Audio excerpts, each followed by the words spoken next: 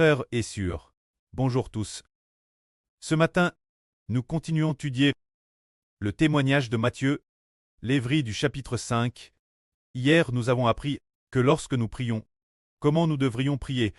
Alors aujourd'hui, nous commençons d'étudier le sujet du pardon. Devons-nous pardonner aux autres?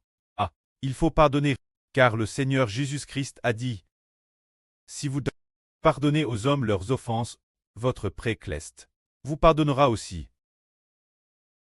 Mais si vous ne pardonnez pas aux hommes, votre Prêt ne vous pardonnera pas non plus vos offenses. Nous, si le Prêcleste ne pardonne pas nos offenses, nous n'aurions aucune chance de connaître le Seigneur Jésus, ni aucune chance de recevoir une vie ingénieure. Mais le prêt afin que nous ayons la vie éternelle. Il a par son Fils Jésus-Christ crucifié nous a pardonné ainsi par la crucifixion du Seigneur Jésus-Christ et son sang vers Dieu nous a gratuitement pardonné nos offenses, ne tenant plus compte des péchés que nous avons commis, au contraire, parce que nous avons cru en son Fils Jésus-Christ. Il nous pardonne et nous donne l'Esprit du Christ, le Saint-Esprit de Dieu, pour nous permettre de devenir enfants de Dieu, de devenir les enfants du Seigneur Jésus-Christ. C'est pourquoi nous comprenons que Dieu nous a pardonné. Alors nous devons nous pardonner nos frères et sœurs. Il faut pardonner. Ce n'est que si nous pardonnons promptement que Dieu nous pardonnera. Mais si nous gardons le moindre refus de pardonner, alors Dieu n'aura plus besoin de nous. Partageons un beau témoignage. Il y avait une sœur qui, à travers une preuve, et alors, elle ne pardonnait pas. Elle ne pouvait pas pardonner. Pour le moment, elle voulait bien pardonner ce frère, mais elle n'a pas bien pris pour demander au Prêcleste de l'aider, de permettre cette sœur de pardonner sincèrement du fond du cœur. Par conséquent, cette sœur ne pouvait pas s'approcher, ne pouvait pas prier, ni s'approcher de Dieu. Elle ne pouvait pas non plus louer Dieu. Elle voulait prier et louer, mais elle n'y arrivait pas. Elle ne pouvait pas louer, c'était parce que elle n'avait pas pardonné aux frères qui l'avaient offensé. C'est pourquoi, quoi qu'elle fasse, elle ne parvenait pas à prier. Plus tard, elle a demandé sincèrement pardon au Prêcleste. Elle t'est tout fait prêt de pardonner ce frère. Et puis, elle a exprimé dans sa prière: prêt, ton enfant le veut bien. Pardonner ce frère, et alors, après ce qu'elle a pardonné promptement, eh bien, sa prière a eu de la force. Elle a aussi pu louer. C'est parce que nous avons pardonné notre frère, pardon notre sœur. Alors, nous pouvons aller à l'autel pour adorer Dieu, pour prier le Prêcleste. C'est ce qui nous fait comprendre que nous devons pardonner notre frère, pardonner notre sœur. Après quoi, nous pouvons venir à l'autel, venir devant Dieu. Une fois, Pierre a demandé au Seigneur: Seigneur, si mon frère pêche contre moi, dois-je lui pardonner? Combien de fois lui pardonnerai-je? 7 fois. Est-ce suffisant? Le Seigneur a répondu: non pas 7 fois, mais juste 70 fois 7 fois. C'est parce que le Prêcleste, ce que nous devons au Prêcleste, est une dette immense. Mais ce que nos frères et sœurs font contre nous, n'est-ce que dérisoire? Si un frère pêche contre nous, et que nous ne lui pardonnons pas, alors le Prêcleste ne pourra pas nous pardonner non plus. Ainsi, quand nous venons devant le Prêcleste pour prier, si nous avons pardonné aux autres, pardonne nos frères et sœurs. Alors notre prière pourra nous rapprocher du Prêcleste. Voilà pour ce qui est du pardon. Et concernant le yéné, que faut-il faire? Le Christ Seigneur a dit que lorsque nous jeûnons, ce n'est pas pour très vue des hommes, car les pharisiens, dans les temps anciens, l'époque du Christ Seigneur, les pharisiens jeûnaient aussi souvent, mais leur yéné n'a pas plu Dieu, et le Seigneur n'a pas pris plaisir en eux. Car le Seigneur a dit: leur yéné n'était pas fait pour Dieu, mais seulement pour très vue des hommes. Le but de leur jeûne est de faire savoir aux gens en disant: waouh, cette personne est si pieuse, elle jeûnait 3 fois par semaine. Son but n'était que de se montrer. C'est pourquoi Dieu ne prenait pas plaisir en eux. En réalité, tout ce que nous faisons doit être fait uniquement pour que Dieu le voie, pour plaire au Prêcleste. Un jeûne sincre fait pour se rapprocher de Dieu, est bénéfique. Quand nous jeûnons, le Seigneur nous enseigne, quand tu jeûnes, coiffe tes cheveux et lave ton visage, pour ne pas montrer aux hommes que tu es en train de jeûner, afin que seul ton pré céleste le voie. Si nous jeûnons ainsi, ton pré qui voit dans le secret te le rendra. Si nous jeûnons et que nous agissons ainsi, alors le pré céleste nous récompensera. Mais si le jeûne est comme les anciens pharisiens, le pré céleste ne sera pas ravi. Il y a environ 5 ou 6 ans, le frère Eshbert Tate, un frère a emmené le frère Hubert rendre visite une surjeu, cette surjeu, TRS mince. Mais elle a dit que elle jeûnait tous les jours, qu'elle jeûnait chaque jour, et puis, ce qu'elle consommait, elle ne buvait que cette eau de riz. Quand elle cuisinait le riz, elle ne buvait que cette bouillie. Appelle eau de riz. Ainsi, le riz, elle le donnait entièrement aux autres. Et de plus, chaque jour, elle l'apportait aux autres, et puis, elle leur disait, je jeûnais, je ne bois que cette bouillie de riz, seulement de l'eau de riz. Cette bouillie de riz, ce riz, je n'en consomme pas. Je vous l'apporte tout particulièrement, pour éviter le gaspillage. Elle faisait cela tous les jours. Ainsi, chaque jour, elle disait aux gens qu'elle jeûnait, faisant cela tous les jours. Et de plus, elle l'a dit Normand de Jean. Alors, le frère Bert a découvert que, bien qu'elle est jeune, et qu'elle est beaucoup maigrie, cause du jeûne. Pourtant, il semblait que Dieu ne l'avait pas bénie, car elle disait qu'elle enviait plus de ceux, ces taoïstes. Les taoïstes, ils adorent d'autres dieux. Elle enviait beaucoup ces taoïstes. Chacun d'eux, tous, portant des vêtements, avec de TRS longues barbes, et puis, cultivant leur esprit sur cette montagne.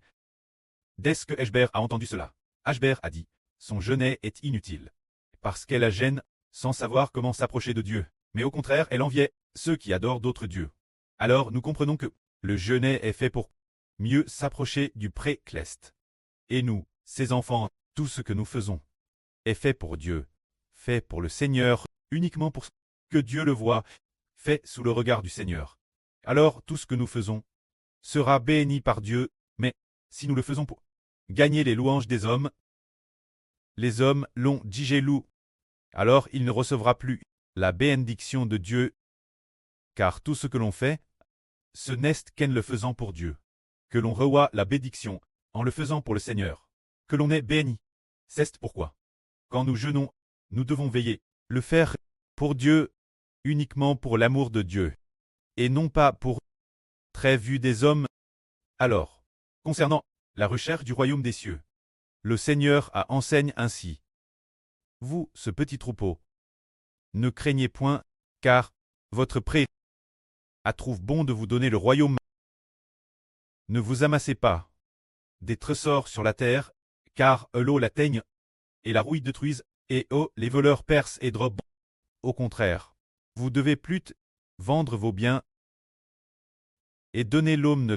Vous amassez des trésors dans le ciel, car au ciel il n'y a pas de teigne, ni de rouille, ni de voleurs qui percent et drobent, car est votre trésor. Elle aussi, votre cure, Irek sera aussi.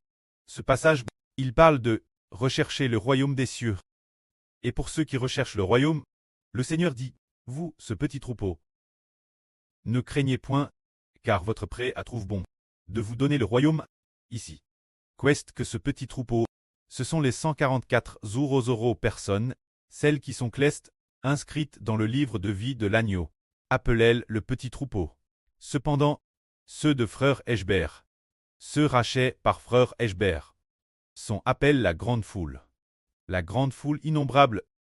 Le petit troupeau, c'est peu, seulement 144 euros personnes, ou, quand la grande foule, lorsque viendra le nouvel univers et la nouvelle terre, il y aura peut-être 20 milliards de personnes, ce qui est extrêmement nombreux.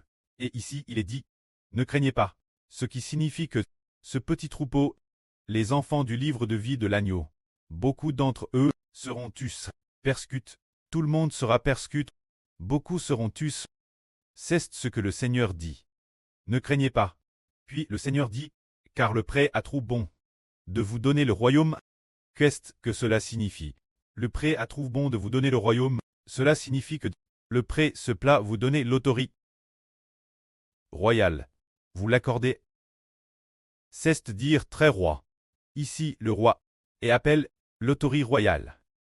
L'autorité de gouverner et de régner, c'est-à-dire que le prêtre désire vivement. Vous donnez le pouvoir de gouverner sur le royaume d'Israël de la nouvelle alliance, de vous l'accorder. Voilà ce petit troupeau. Alors que devons-nous faire? Il nous est dit de ne pas amasser de trésors sur la terre, car sur la terre il y a la teigne et la rouille, et les voleurs percent et drobent. C'est-à-dire que ceux d'entre nous qui doivent obtenir la royauté dans le royaume des cieux, qui doivent régner dans l'Israël spirituel, en tant qu'enfants de roi, ne doivent plus rechercher les trésors terrestres, car les trésors de la terre sont ronds par la teigne, rouillera. Il y a aussi des voleurs qui percent des trous pour voler. Nous voyons cela. Dans cette époque, beaucoup de personnes qui recherchent des trésors, ils ont autrefois été l'homme le plus riche de Chine. Mais maintenant, il y a Madame des gens qui finissent en prison, en vain. D'autres sont cribles de dettes, et d'autres ont des dettes quotidiennes terrestres vivant de manière misérable.